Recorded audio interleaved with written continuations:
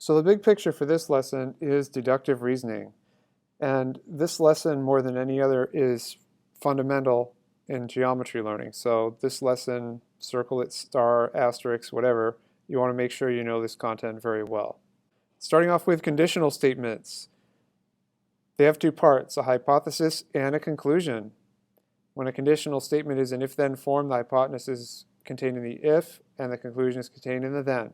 So here you can see an if-then statement: if I tie my shoes, then I won't trip over my laces. Hypothesis and conclusion are noted there. Converse. The converse of a conditional statement is formed by switching the hypothesis and the conclusion.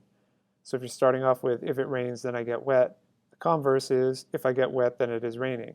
The converse of a true if-then statement is not always true. Like you could get wet washing your car and it's not raining. Point, line, and plane postulates, you definitely want to pay attention to those. I'll let you read those on your own. Counterexample. Counterexample is a statement that shows a conjecture is false. You can use counterexamples to show that statements about points, lines, and planes can be false. So a statement, 4 points must always be coplanar. The statement is false because the figure below shows W, X, and Y are in the plane, but Z is not in the plane. So 3 points must be coplanar, but not 4. So this figure is a counterexample to the statement. Perpendicular lines and planes. If two lines intersect to form a right angle, then the lines are perpendicular. And if a line is perpendicular to a plane, it is perpendicular to every line in that plane. So here you see a visual, lines W and V are perpendicular, and line D is perpendicular to plane C. And all the lines that are in that plane are perpendicular. And all the lines in that plane are perpendicular to line D.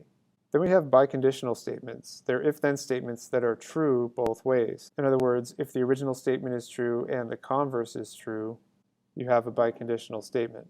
When a statement is true both ways, then you can write it using if and only if. So the example here is two lines are perpendicular if and only if they intersect to form a right angle.